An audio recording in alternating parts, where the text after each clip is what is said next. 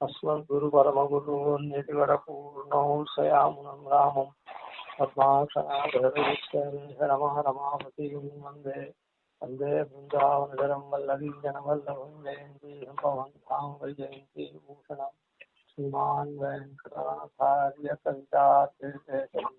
कविताचार्यवर्यो मे सन्निधत्तां सदा हृदि प्रणामं लक्ष्मणमुनिप्रतिगृह्णाति मामकम् प्रसादेति सूक्तिः स्वाधीनपतितामस्मि अभिगम्य सम्यक्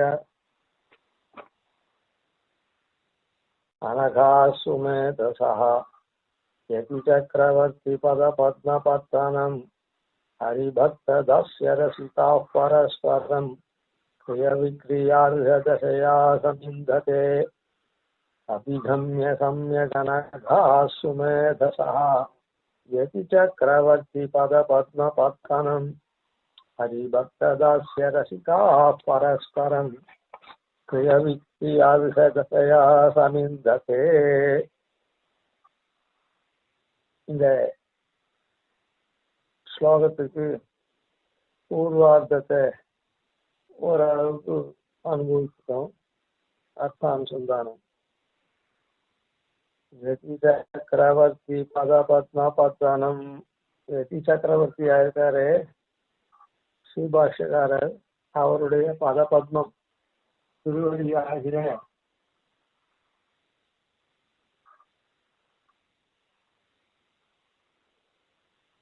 திருவடி தாமரை ஆகிற பட்டணம் இருக்கு. அந்த நகரத்தை அடைந்தவாள் சம்யக்கு அபிகம்யா நன்றாக அந்த நகரத்தை அழைத்து என்ன அப்படின்னு சொன்னா அனகாஹா சுமேதசஹா. அனகாஹா தோஷம் இல்லாதவர்களாக ஆகிறார்கள்.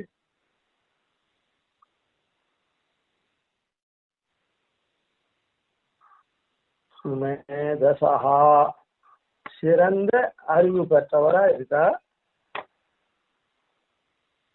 தோஷம் இல்லாதவர்களா இருக்கா.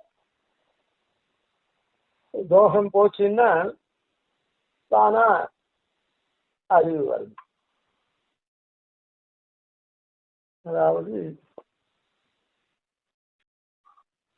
அதாவது பாப்பம் எப்ப போகும் அப்படின்னு சொன்னா ஞானம் வந்தாதான் பாப்பம் போகும். பொதுவில் ஞானம் வந்தாதான் பாப்பம் போகும்.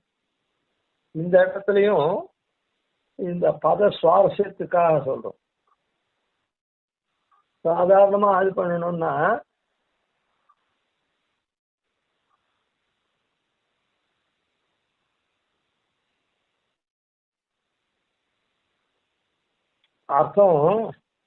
அர்த்த கிரமத்துல சொல்லணும் அப்படின்னு சொன்னா எப்படின்னா நன்றாக அடைந்து சுமேதசா நல்லறிவு சிறந்த அறிவு பெற்றவராய் அனகாகா பாபம் நீங்க பெற்றவர்கள் அப்படின்னு சொல்லணும்.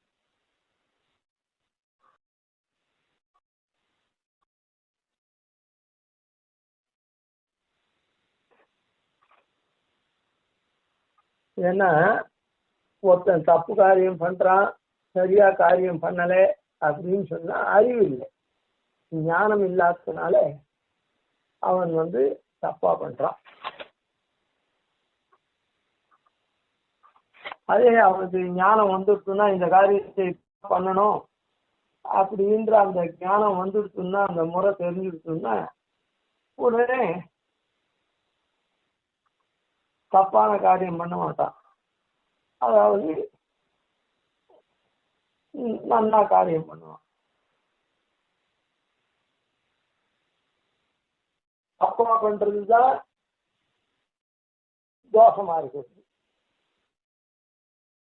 தப்பா பண்றவனுக்கு தான் நம்ம தான் வரும். ஒரு உதாரணத்துக்கு சொல்லுவோம், சரியா பண்ணான்னா அவனுக்கு அவாய்ட்லாம் வரும். அதனால தோஷமான இருந்தாலும்னா மெமோலாம் கொடுக்க போறார். தோஷம் இல்லாதவனா இருந்தால் அவார்டு கொடுக்க போறார். அதனால பாடக்கிரமத்துல அனகா சுமேத சஹா அப்படின்னு இருந்தாலும் அபிகம்ய சமயக்கு அனகா சுமேத அப்படின்னு இருந்தாலும் இந்த பதம் அதாவது சமயக்கு அபிகம்யன்னு இங்க கூட மாத்தி தான் சொல்லும். ஆனா அபிகம்ய சமயக்கு இருக்கு. அது பாடக்கிரமத்துல அது மாதிரி இருக்கு. சந்தோஷம் வராத சந்தோஷம் வரத்துக்காக அப்படி இருக்கு.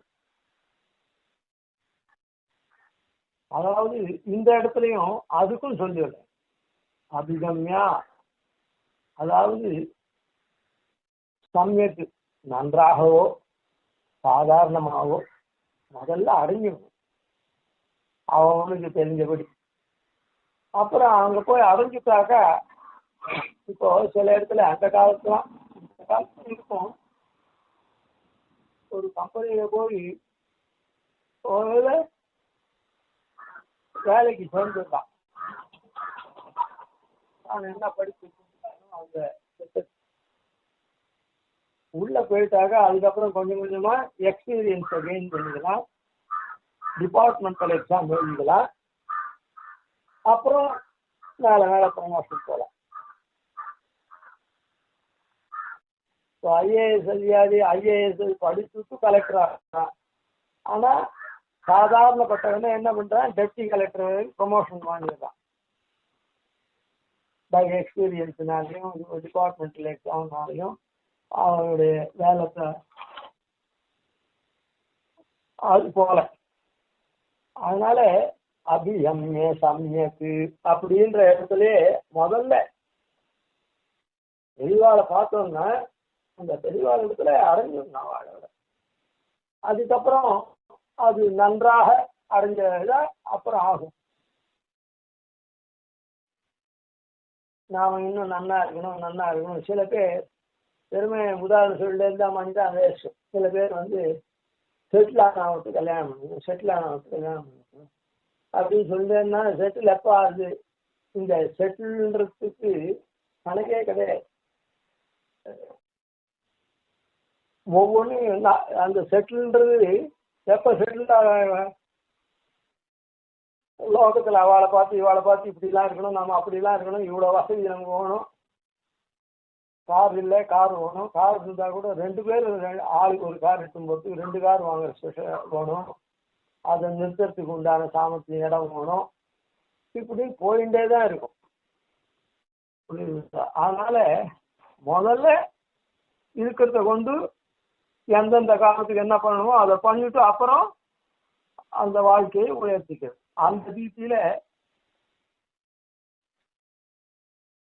அபிகம்ய சமயக்கு அப்படின்னு இருக்க சமயக் அபிகம்ய அப்படின்னு அர்த்த கிரமத்துல மாத்தணும். ஆனா அங்க பாடக்கிரமப்படியே அர்த்தம், அந்த பாடக்கிரமம் நமக்கு ஒரு அர்த்த விசேஷத்தை காண்பிக்கிறது. நாம குறையாளனோ நிலையாளனோ, நிலையாளன்னா நன்னா பண்ண போறோம், குறையாளன்னா ஏதோ பண்ண போறோம். அதனால முதல்ல அடைஞ்சிடணும் பெரியவரை. அதுவே நமக்கு ஒரு நல்லதை கொடுக்கும். அது நல்லதை கொடுக்கும். அதுக்கப்புறம் அதுவே சம்மிக்காயிடும். அதே போலதான் அனகா சுமேதசா அப்படின்னு இங்க இருக்குதே. சுமேதசா நல்லறிவு பெற்று அனகாக உடனே நல்லறிவினால தோஷமற்றவர்களா பாவம் நீங்க பெற்றவர்களா ஆழத்தை சொல்றது. ஆனா பாடம் என்ன சொல்றது? அனகா சுமேதசா அப்படின்னு சொல்றது. பாட கிரமத்துல என்ன சொல்றது? அனகா சுமேதசா. அனகாஹா பெரியோர்களை அடைஞ்ச உடனேவே தர்சனாதேவ சாதவா அப்படின்னு क्षम्मयानि तीर्थानि न देवा मुच्छुला मयाः ते पुनन्ति उरुकालेन தர்சனாதேவ சார்தவா. சாதுக்கள் தர்சனம் இருக்க அது அந்த தர்சனம் பத்தவாழ்த்த பாபங்கள் எல்லாம் போகுது. அப்புமயமா இருக்க தீர்த்தம் இருக்க கங்கா ஸ்நானாதிகள், அப்புறம்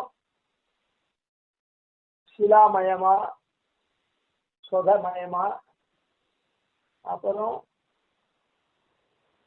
இந்த இது இருக்க விக்கிரகாதிகள் அதோகமா இருக்கக்கூடிய சிலைகள்லாம் எம்பெருமானுடைய சிலைகள்லாம் ஆபிவிட்டான் மௌலி பர்யந்தம் பசியத புருஷோத்தமம் பாதகானி ஆசுனசந்தி சிங்குண சொப்பாதகம் அப்படின்னு அந்த எம்பெருமானுடைய திருவடியிலேருந்து திருமுடி இல்லை, எம்பெருமானுடைய பீட்டத்திலேருந்து மௌலி பர்யந்தம் கிரீட்டத்தினுடைய கடைசியில இருக்க பீட்டம் முடிவு பர்யந்தம் சேவிச்சாக்கா ஆபீட்டான் மௌலி பர்யந்தம் பஷ்யத புருஷோத்தம் பாதகானி ஆசுனஸ்தி பாதகங்கள்லாம் நம்ம போகுது அப்படின்னு சொல்லப்பட்டு, இப்படிப்பட்ட கங்கை என்ன வாசகத்தாலே கருவினை களைந்துடுகிக்கும் கங்கை அப்படின்னா பேர் பெற்ற இந்த தீர்த்தமும் ஜலமயமா இருக்கக்கூடிய தீர்த்தமும் இதுல சிலாமயமா இருக்கக்கூடிய இந்த திருமேனிகளும் இதெல்லாம் அங்க போய் சேவிச்சு அங்க போய் தீர்த்தாவாழி அதெல்லாம் பண்ணா புனந்தி ஒரு காலேன அது ஒரு கால விசேஷத்துல பலன் கொடுக்கும். ஆனா சாதுக்களுடைய தர்சனம் உடனே பலன் தரும். என்ன பலன் தரும்? நான் செம்மையானு தீர்த்தான்னு அந்த தீர்த்தங்கள்லாம் நம்முடைய பாபத்தை போக்கடிக்கும். பெருமாளுடைய திருமேனியை இந்த மாதிரி சேவிக்கிறது நம்முடைய பாபத்தை போக்கடிக்கும். அதெல்லாம் ஒரு கால விசேஷத்துல பண்ணும். சாதுக்களுடைய தரிசனம் உடனே பண்ணும் அப்படின்னா உடனே பாபத்தை போக்கும். அந்த சாஸ்திரத்தை இங்க காமிக்கிறது இந்த ஸ்லோகத்துல. அந்த பாட்டக்கிரமம் அதிகம்ய சம்யக் அனகாஹா, அதுக்கப்புறம் நல்லறிவு தருது. பாப்பம் போச்சுன்னு வச்சுக்கோம். ஒரு பையனுக்கு ஏதோ உடம்பு சரியில்லை, அது இல்லை, அதனால அவன் ஸ்கூலே போக மாட்டேன்றான், படிக்க மாட்டேன்றான். அந்த தோஷம் நீங்கிட்டுன்னா நல்லா படிக்கிறான். அந்த படிக்கிறதுக்கு இருந்த தடங்கள் போயிடுத்து, நல்லா படிக்கிறான். பாவம் போயிடுத்து சாதுக்குள்ளுடைய தரிசனத்தினால. அப்படியே அவனுக்கு கொஞ்சம் கொஞ்சமா பாப்பம் போனதுனால அவன் நல்லறிவு பெற்று விளங்குறான் அப்படின்னு பாட்டக்கிரமம் காமிச்சு. அது மாத்திரம் இல்லை, ஜீவனுக்கு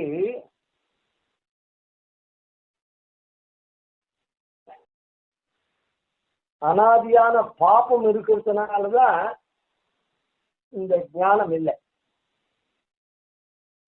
ஜீவன் எப்பவுமே இங்க இருக்கு, ஜீவன்னா இங்க இருக்கிற பத்த ஜீவன் அனாதியான பாப்பம் இவனுக்கு இருக்குது. அந்த பாப்பத்தினால தர்மபூத ஞானம் பூர்ணமா இருக்கிற நித்திய சூரியர்கள் இருக்காளே, அந்த நித்திய சூரியர்களை போல இவனுக்கும் தான் அந்த தர்மபூத ஞானம் பூர்ணமா இருக்கணும். ஆனா அனாதியான பாப்பமா இருக்குது, அந்த தோஷம் இருக்குது. அந்த தோஷத்தினால அந்த ஞானம் தடுக்கப்பட்டிருக்கு. அந்த ஞானம் தடுக்கப்பட்டிருக்கிறதுனால அந்த பாவத்தினால அந்த சிறை போட்ட மாதிரி அது தடுக்கப்பட்டிருக்கு. பாப்பம் போச்சுன்னா தானா அந்த ஞானம் வரும். மல பிரக்ஷாலனா மனேகே அப்படின்னு சாஸ்திரத்துல சொல்ற.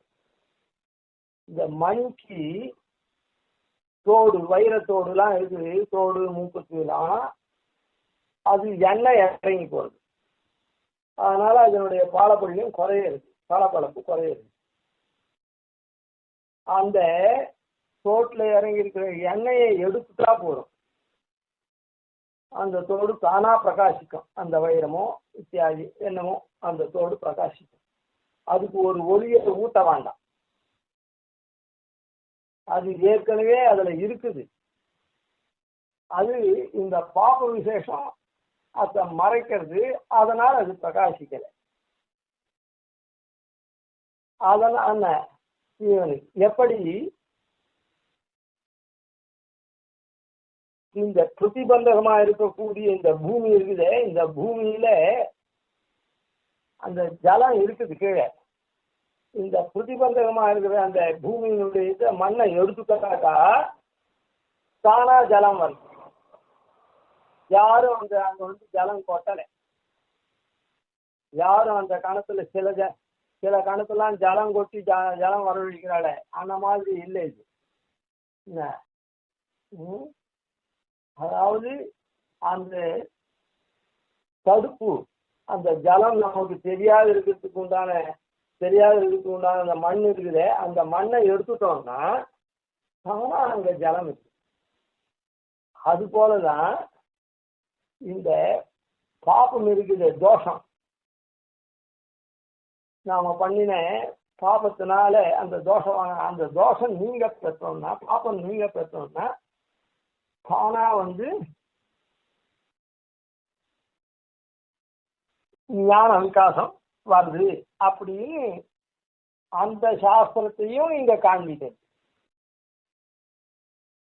அனகாஹா சுமேதா, சிவாசிகாருடைய திருவடியை அடைஞ்ச உடனேவே இவன் தோஷமற்றவனாராம். முதல்ல அந்த தோஷம்தான் போறது.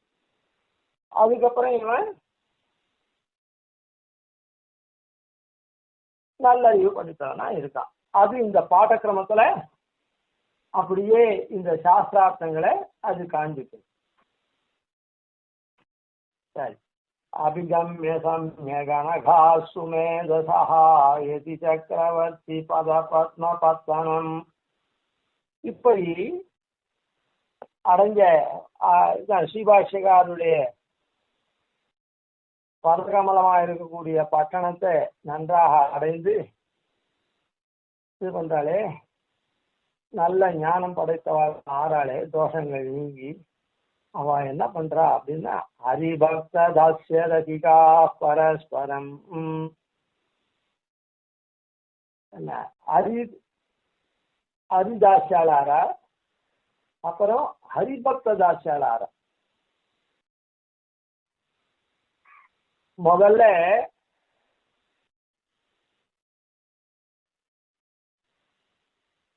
ஹரிதாசியாளாரா பாப்பம் நீங்கி இது வந்த உடனே நாமெல்லாம் சேஷோகி பரமாத்மனா அப்படின்றதுனால ஹரிபக்தாளா அந்த பரமாத்மாவுக்கு சேஷனா நாமும் ஆறோம். ஸ்ரீபாஷ்யகார திருவடியை அடைஞ்சவா. அந்த நகரத்துக்கு போன உடனே, அந்த நகரத்துல போன உடனே இந்த கிராமிய தன்மையா இருக்கக்கூடிய இதெல்லாம் போய் நகரவாசிகளுக்கு உண்டான நல்லொழுக்கம் வருது. அந்த நல்லொழுக்கம் வருதுன்னா எம்பெருமானுக்கு சேஷபூதனா விளங்கக்கூடியவனா இருக்கு. ஹரிபக்த ஹரிதாசிய.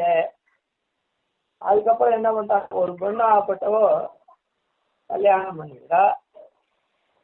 கல்யாணம் பண்ணிட்ட உடனே தன்னுடைய இவன் இருக்கானே, பதி கணவன் இருக்கானே, அந்த கணவனுக்கு சுசுரூஷ பணிவிடையெல்லாம் பண்றான். கல்வியெல்லாம் பண்ணி போட்டு அவனுக்கும் போட்டு இவனும் சாப்பிடும்.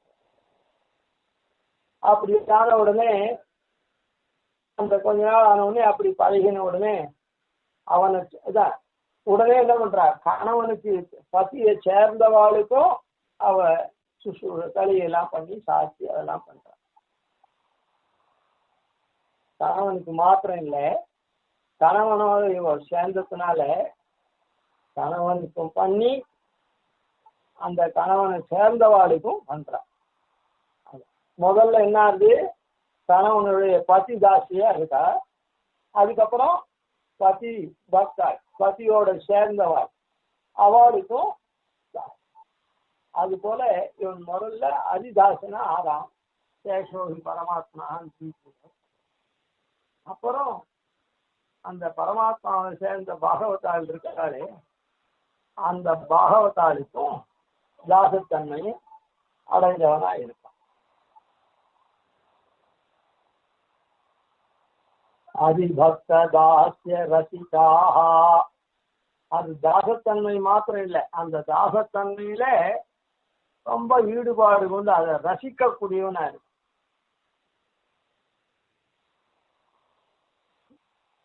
எம்பெருமானுடைய அடிமைத்தனம், எம்பெருமான் பகவத் தாசியம், பாகவத் தாசியத்துல ரொம்ப ஈடுபாடு கொண்டு விளங்குறான். அது ரசிக்க, ராசிக்கம்னா ரொம்ப அனுபவிச்சு அது ரொம்ப ருச்சிக்க ஆரம்பிக்கிறது, அதுதான் ராசிக்கம்.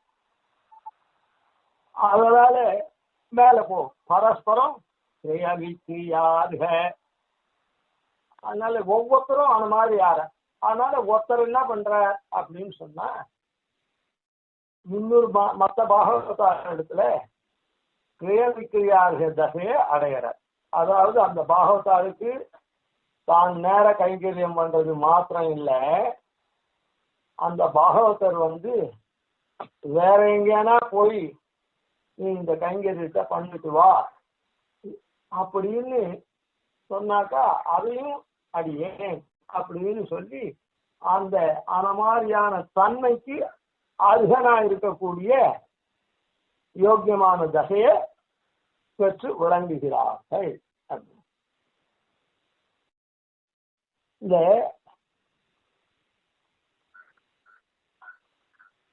இப்படி ஸ்ரீபாஷ்யக்காரருடைய திருப்பதியை அடைஞ்சவாறு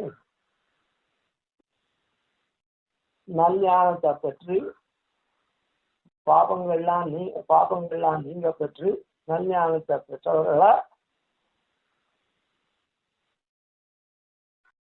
ஹரிபக்த தாச ரசிகாலா இருந்து அந்த அவளுக்கு கைங்கரியம் பண்றது இருக்குது. அந்த கைங்கரியம்ன்றது இட்ட காரியத்தை பண்றது அப்படின்றது, அவ என்ன சொல்றாளோ அந்த கைங்கரியத்தை பண்ணுன்னு சொல்லச்சே அவருக்கு மாத்திரம் இல்லை, அந்த கைங்கரியத்தை நீ போய் வந்துட்டு இருக்கா, எங்க ஆத்துல ஒருத்தர் தான் எனக்கு வேண்டியவா ஒருத்தர் இருக்கா, அவளுக்கு இந்த காரியத்தை போய் பண்ணிட்டு வா அப்படின்னு சொன்னா கூட அது ஏன் அப்படின்னு சொல்லி அவர் இடத்துல இருக்கிற ஈடுபாட்டினால அவருக்கு வேண்டியவருக்கும் போய் சுவாமி அனுப்பிட்டார். தேவருக்கு துணையா இருந்து காரியத்தை பண்ண சொல்லி என்ன நியமிக்கிறதோ அதை பண்றேன் அப்படின்னு போய் இவர் அங்க என்ன சொல்லிட்டு வந்திருக்கார், இந்த மாதிரி ஒருத்தன் நம்ம சேர்ந்தவன் இருக்கான், அதனால நான் ஒருத்தனை அனுப்புறேன், அவன் உனக்கு இந்த காரியத்தெல்லாம் பண்ணி கொடுப்பான் அப்படின்னு, உனக்கு இந்த மாதிரி உபகாரத்தெல்லாம் பண்ணுவன் அப்படின்னு இவர் சொல்லிட்டு வர, அந்த சொன்னபடி அவளுக்கு போய் இவன் காரியம். அதுதான் இந்த கிரியவிக்கிரியாக தசையா சமிந்தது, கிரியவிக்கிரியாக தசை அப்படின்னு.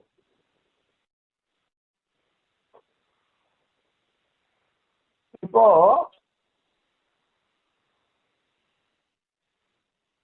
இந்த இதுல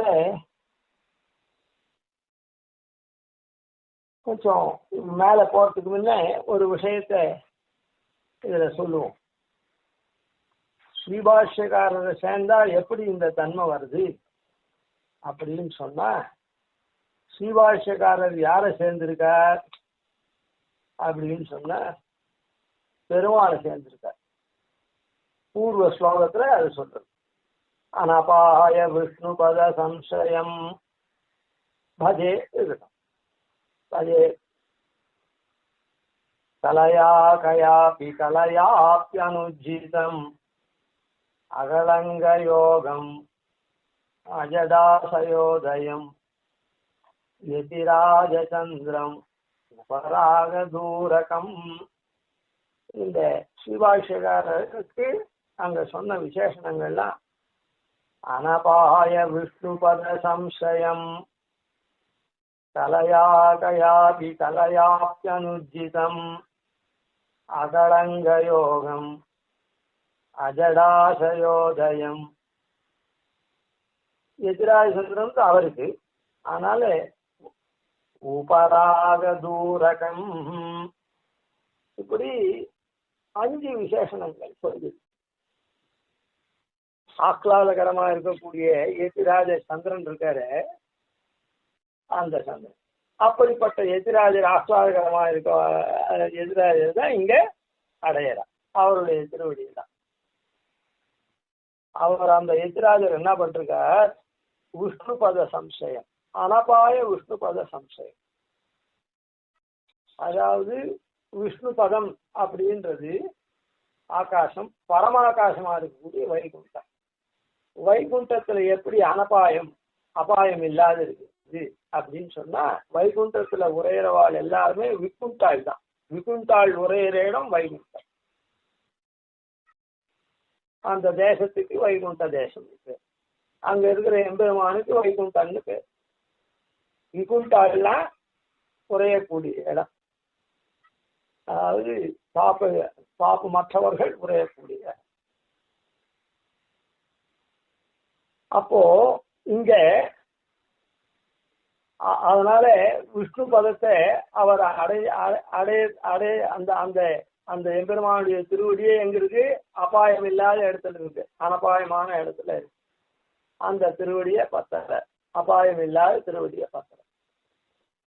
இங்க பாருங்க, அபிகம்ய சம்யக்கு எதி சக்கரவர்த்தி பதபத்ம பத்தனம் சம்யக்கு அபிகம்யா, நன்றாக அடையிற.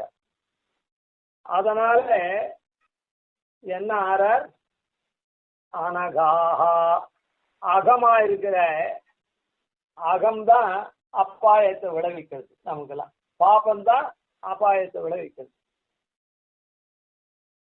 அதனால அனபாயமா நாம் ஆறோம். அனகாஹா, அங்க என்ன, அவர் எப்படி பெருமாள் திருவடியை அடையிறாரோ, ஏன்னா இந்த ஆகாசத்தை சாதாரண ஆகாசத்தை அடையல, என்ன அதுக்கும் விஷ்ணு பதம் தான் பேரு. பஞ்ச பூதங்கள்ல இருக்கக்கூடிய ஆகாசம் இருக்கு, அதை அடையல. அனபாய விஷ்ணு பதத்தை அடையிற வைகுண்ட அதான் அந்த எம்பெருமான அந்த திருவடியை அடையிறார். பரமாகாசமா இருக்கக்கூடிய எம்பெருமானுடைய திருவடியை அடையிறார். சரி, அதனால இங்க எரி சக்கரவர்த்தியினுடைய அடைஞ்ச உடனே, திருவடி தாமரை அடைஞ்ச உடனே என்ன ஆகுது? அனகாஹா, அந்த அபாயமெல்லாம் போயிடுறது. அதனால தோஷமற்றவரா விளங்குற. கலையா கயாபி கலையாபி அனுஜிதம்.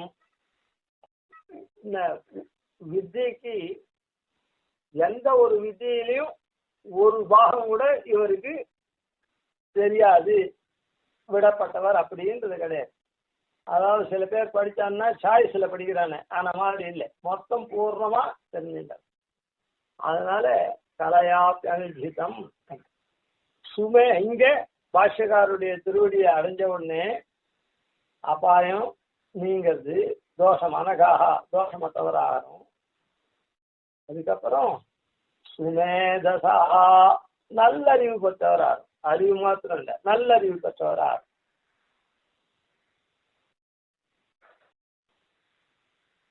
அதுக்கப்புறம் கலையா கயாப்பி கலையாப்பி அகலங்க யோகம், எந்த விதமான ஒரு விதமான தோஷ சம்பந்தமும் இல்லாதவரை ஆற அங்க பெருமாள் அடைஞ்சதுனால. இங்க நாம பாஷ்யக்காரரை அடைஞ்சதுனால உடனே என்ன ஆகுது?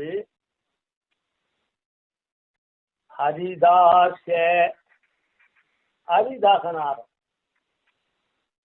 ஹரிதாசனா ஆனா களங்கம் வரும். ஹரிதாசன ஆயிட்டாக்கா களங்கம் இல்லாதவன ஆயிட்டோம்னு சொல்ல முடியாது. அதனால ஹரிதாச ரசிகனாரும். ஏன்னா எம்பெருமானுடைய திருவடியை நாம அடையிறது இருக்குதே, அது 4 விதமான பலனுக்கும் திருவடியை பற்றலாம். நானா விதமான பலனுக்கும் திருவடியை பற்றலாம், பலன் வரும். அப்ப என்ன ஆகும்னா, எம்பெருமானுடைய திருவடியை பற்றி எம்பெருமானுடைய திருவடியில கைங்கரியத்தை பிரார்த்திக்கிற அந்த ஒரு பலனை தவிர மற்றவர்கள்லாம் எம்பெருமான் அடைஞ்சு பண்றது எதுக்காக, எனக்கு இந்த பலன் வேணும் அந்த பலன் வேணும் அப்படின்னு சர்வே க்ஷவல தர்மானஹா, அந்த மோட்சாட்சிய பலனை தவிர மற்ற பலன்கள்லாம் விரும்பி எம்பெருமானை கேட்டா அது எம்பெருமான் கொடுத்தாலும் அதெல்லாம் நசிஞ்சு போற தர்மங்கள் தான். அதாவது உதாரா சர்வையே வைத்தே ஞானீட்டு ஆத்மயுவமேனம். எல்லாரும் உதாரணம் தான், எல்லாரும் என்னதான் அடையிறா, எம்பெருமான் எல்லா பலனையும் சதுர்வித பலன்களையும் கொடுக்குறான்னு எனக்கு பேர் வாங்கி கொடுக்குறா, அவ எல்லாரும் உதாரணம் தான். அந்த 4 பேருமே உதாரா சர்வையே வைத்தே. ஆனா ஞானிட்டு ஆத்ம ஞானி இருக்கானே அவன் தான் எனக்கு ஆத்மா போல. காரணம் என்னன்னா, உபாய தசையிலையும் என்ன வேண்டான், என்னோட கூட இருக்கான். அப்புறம் உபாயத்தை பண்ணி பலனை பெற்றாகட்டும் அவன் என்ன கேட்டான், என்னே என் திருவடியில கைங்கரியத்தை கேட்கலாம், அதனால என்னோடவே அவன் இருக்கான். அவன் தான் ஞானி. ஏன்னா ஞானின்றதுக்கு காரணம் என்னன்னா, அவனுக்குதான் நல்லா தெரியுது. மீதி பேர்லாம் என்ன அடைஞ்சா பலன் வரும் தெரிஞ்சுட்டுக்கா, வெவ்வேறு பலன், அந்த பலன்களும் சர்வே சவன தர்மம், எல்லா பலனும் சவனம் நசி போறதுதான். ஆனால் அவன் ஞானி இல்லை, நசிக்காத எப்பவுமே அனந்த ஸ்திர பலமா இருக்கக்கூடிய என்னுடைய திருவடியை கேட்கிறாளே அவதான் ஞானி. அந்த ஞானி உபாய தசையிலையும் என்னையே பஜனம் பண்றான், என்னையே பற்றான், சரணாகி பண்றான். உபய தசையிலையும் என் திருவடியிலே இருந்து கைங்கரியம் பண்றான். அதுதான் நிரந்தரம் அப்படின்றத அவன் தெரிஞ்சுட்டு இருக்கான். மற்றவன்லாம் என்ன பண்றான், மற்ற பலனுக்காக மற்ற தேவதைகள் எல்லாம் சேவிக்கூடாது, எம்பெருமானே சேவிக்கணும்னு அவ்வளோ வரையும் ஞானம் இருக்குது. அந்த ஞானம் அதுவும் இல்லைன்னா அவாவா கண்டவன் காலையும் உள்வர்கள். ஆனா அப்படி இல்லாம அந்த ஞானம் இருக்குது, இருந்தா கூட அந்த ஞானம் பூர்ணமாகல. அது மற்ற பலன்களுடைய தன்மை இருக்குதே, அனுபவம் இருக்குதே, அதெல்லாம் அல்பமாயும் அஸ்திரமாயும் இருக்கும் அப்படின்றது தெரியல. இதுதான் அனந்தமாயும் ஸ்திரமாயும் அக்ஷயமாயும் இப்படி இருக்கும்ன்றது தெரியல. ஆனால அவன் ஞானி இல்லை. இவன் தான் ஞானித்து ஆத்மைவ மேனசம். ஏன்னா என்னை விட்டு எப்பவுமே பிரியாது இருக்கானே, இந்த நாள் தொட்டு அன்று நான் பிறந்திலேன் பிறந்த பின் மறந்திலேன் அப்படின்ற ரீதியில இருக்கானே, அந்த ஞானி தான் எனக்கு அவன் தான்.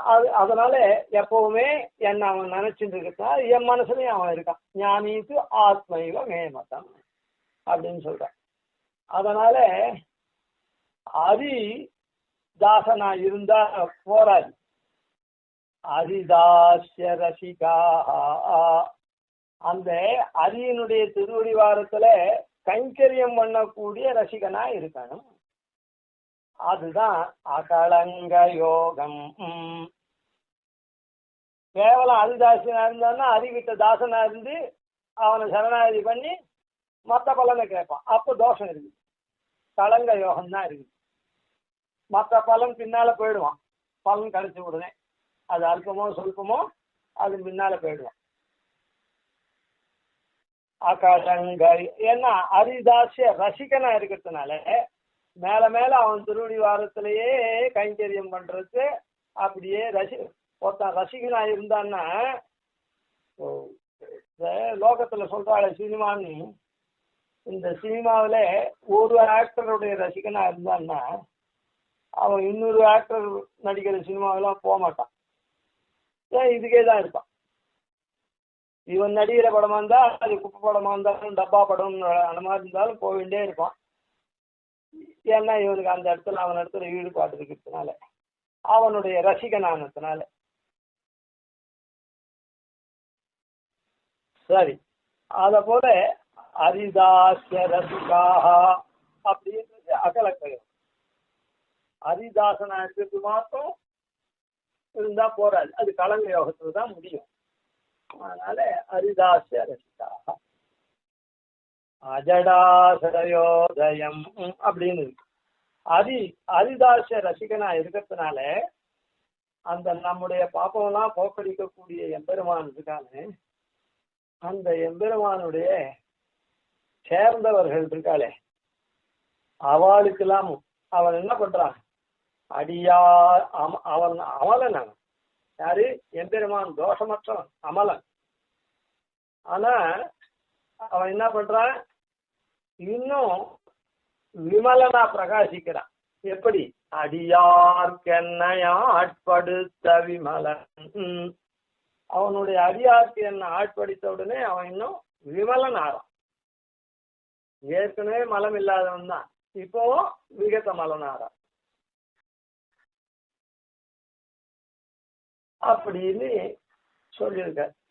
அதனால ஹரிபக்த தாஸ்ய ரசிகாஹ அப்படின்றது. அப்போ ஹரிபக்த தாஸ்ய ரசிகனா ஆயிட்டாக்கா என்ன ஆகும்? உற்றதும் கடிமை அப்படின்னு சொன்னாரே, அந்த திருவஷ்டாட்சராதிகள்லாம் கற்றதுனால நான் கற்றது என்ன? உற்றதும் உன் அடியார் கடிமை அப்படின்னு.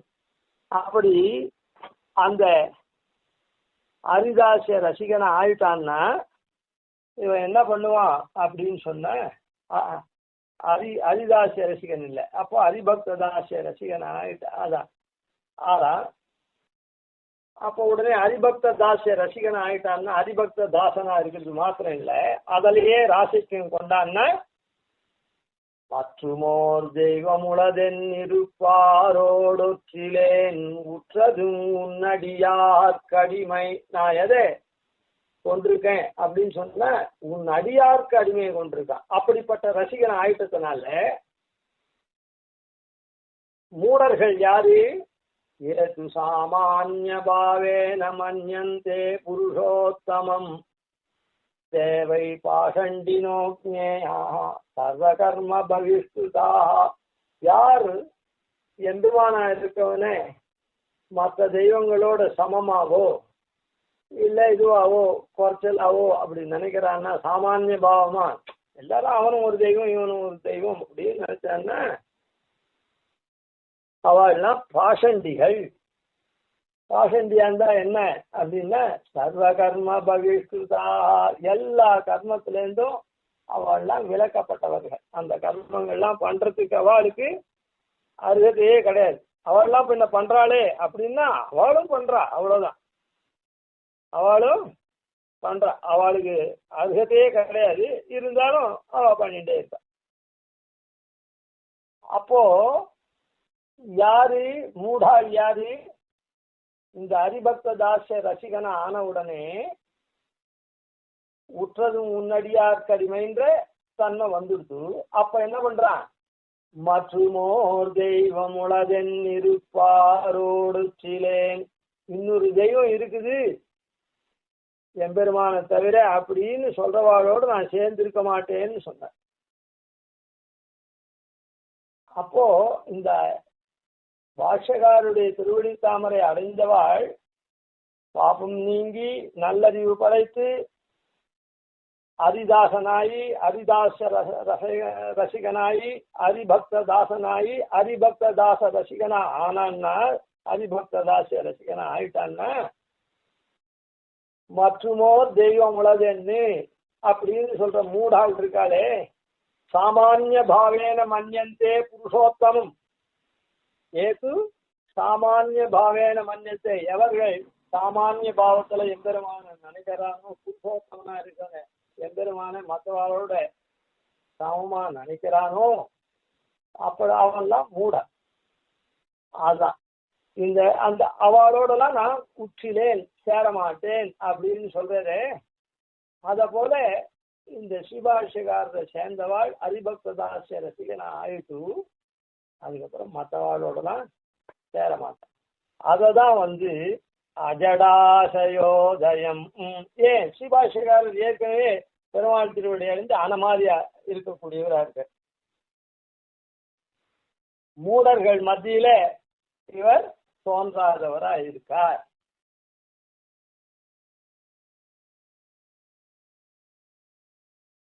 அதுக்கப்புறம் ஸ்ரீபாஷ்யக்காரர் பெருமாள் திருவடி அடைஞ்சு எப்படி இருக்கார்? உபராக தூரகம். உபராக தூரகம் அவருக்கு இந்த ராகங்கள்லாம் ராகத்துக்கெல்லாம் தூரமா இருக்கவர், ராகங்கள் உடையவர்களுக்கும் தூரமா இருக்கக்கூடியவர் அப்படின்னு சொல்லியிருக்கு. சந்திரனுக்கு எப்படி உபராகம்னு அந்த கிரகணம் பிடிக்கிறதோ ராகு கேத்து, அந்த மாதிரி இல்லாத இவர் ஆசைகள்லாம் ராகம்னா ஆசை, உபராகம்னா அதுக்கு சமீபத்துல அதுவே இவர் அந்த மாதிரி உடையவாள் சமீபத்திலேயே இவர் போக மாட்டார் அப்படின்னு. அஜடாசயோதயம்ன்றது மூடர்கள். இது இப்போ பெருமாளையே தான் ஹரிதாசனா இருந்தா கூட தோஷம் வருதுன்னுமே அந்த மாதிரி இருக்கக்கூடியவாள்.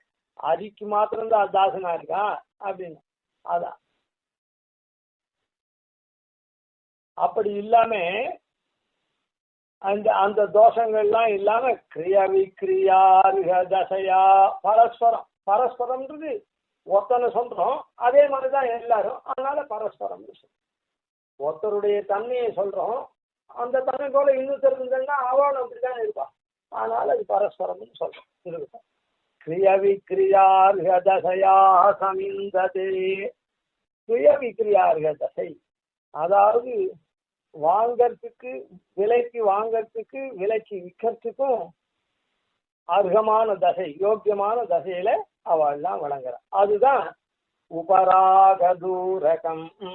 அந்த எம்பெருமான அடைஞ்சி ஸ்ரீபாஷ்யக்காரர் எப்படி விளங்குறாரோ அதை போல நாமெல்லாம் ஆச்சாரிய சார்பவமா இருக்கக்கூடிய ஸ்ரீபாஷ்யக்காரரை அடையறதுனால நமக்கும் அந்த தன்மைகள்லாம் வருது அப்படின்னு. அதனால இந்த ஸ்லோகத்துக்கு பொதுவுல எம்பெருமானார் திருவடி தான் நமக்கெல்லாம் இருப்பிடம் அப்படின்னு சொல்றோம். அந்த எம்பெருமானுக்கு அதனாலதான் எம்பெருமானார் எப்படிப்பட்டவர் அப்படின்னு சொன்னா, யோ நித்யம் அச்சுத பதாம்புஜ யுக்ம ரூக்ம வியாமோஹதஸ்ததிதராணி திருநாயமேனே. அந்த எம்பெருமானுடைய திருவடி இருக்குதே, அச்சுத பதாம்புஜ யுக்ம ரூக்ம, நழுவு விடாத எம்பெருமான் இருக்கானே, அவன் திருவடியை நாம பிடிச்சுட்டோம்னா நேற்றே சொன்னோம், ஆங்கு வெண் நரகத்தை அழுந்தும் போது அஞ்சல் என் அடியேனே அங்கே தாங்கு தாமரை என்ன போனார். அந்த மாதிரி அச்சுத பதாம்புஜ யுக்மருக்ம வியாமோகதா, அந்த இடத்துல அவர் வியாமோகம் கொண்டிருக்கிறவர். அது இதராணி திருநாயமே, மற்றதெல்லாம் திருணம் போல மதிக்கக்கூடியவர். அதுதான் இந்த இடத்துல இந்த ஸ்ரீபாஷ்யக்காரர் இப்படி சொல்றது உபராக தூரகம் அப்படின்னு. அப்படிப்பட்டவர் நமக்கு அஸ்மத் குரோஹோ அப்படின்னு நாம அவரை அனுசந்தானம் பண்ணி நாம அவருடைய திருவடியை அடையறதுனால நாமும் அவர் பெற்ற பெயரை பெறுறோம். அதனாலதான் ஆச்சாரியாளுடைய திருவடியை நாம தஞ்சமாது. இப்போ நாமெல்லாம் நமக்கெல்லாம் யார் ஆச்சாரியன்னு அவருக்கு வந்துருக்க பரம்பரைகள் நமக்கு ஆச்சாரியாளர் இருக்கா. அதனால அவர் காண்பிச்ச வழிபடி இவெல்லாம் ஆச்சாரியாளா இருந்து நம்ம வழி நடத்துறார். அதனால அந்த திருவடியை நாம பற்றினோம்னா, அது ஆச்சாரியாளுடைய திருவடியை பற்றினோம்னா அவ என்ன பேர் பெறாளோ அந்த பேரு நாம. லோகத்துல ஒரு கம்பெனி வச்சுட்டு டைரக்டரா இருக்கான், சேர்மனா இருக்கான் அப்படின்னா அவனை போய் நாம அந்த கம்பெனியில வேலைக்கு சிபாரிசு பிடிச்சி அவனை போய் அண்டினோம்னா அவன் உடனே சேர்மன் போஸ்ட் அவன் வரா மாதிரி கொடுக்க மாட்டான். ஒரு வார்த்தைக்கு சொல்றேன் என்ன, அந்த மாதிரி கொடுக்க மாட்டான். ஆனா ஆச்சாரியாலாம் எப்படின்னா தாங்கள் என்ன பேர் பெறாளோ அந்த பேரை நமக்கு பேருன்னா புருஷார்த்தம், அப்படிப்பட்ட நமக்கு வேண்டிய நன்மைகள் அதை அப்படியே தரக்கூடியவர்கள் அப்படின்றது இந்த ஸ்லோகத்துல சொல்லப்படுறது. நமக்கு அதனால ஆச்சாரியன் திருவடிதான் தஞ்சம்.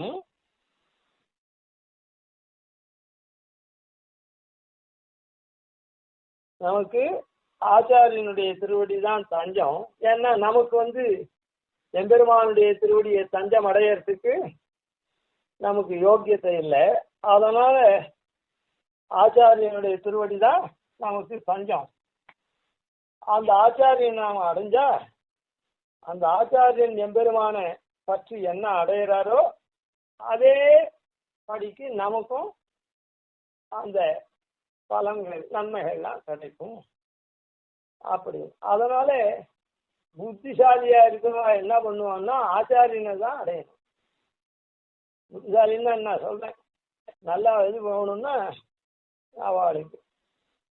அதனால பூர்வ ஸ்லோகத்துல அனபாய விஷ்ணுபத சம்சயம் பஜே அப்படின்ற ஸ்லோகத்துல ஸ்ரீபாஷ்யக்காரர் எப்படி எம்பெருமான் திருவடியை அடைஞ்சி எப்படி இருந்தாரோ ஸ்வரூப சுவாவம் உடையவராக இருந்தாரோ அதே ஸ்வரூப சுவாவத்தை நாம் அவருடைய திருவடியை அடையத்தினால கிடைக்கிறது அப்படின்றது இங்க இந்த ஸ்லோகத்துல சொல்லப்பட்டது. மேல நாளை கவிதார்த்திய சிம்ஹாய கல்யாண குணசாலினே ஸ்ரீமதே வெங்கடேஷாய வேதாந்த குரவே நமஹ. ஆதிவன்ஷடகோபாதி நிதிவத்யான் பஜேன்ஷம் ஸ்ரீரங்கபூர்வசர்வித்யதீசானபதாஸ்ரயம் ஸ்ரீவத்சவம் சுஜலகம் வந்தே ஸ்ரீகிருஷ்ணதேசிகம்.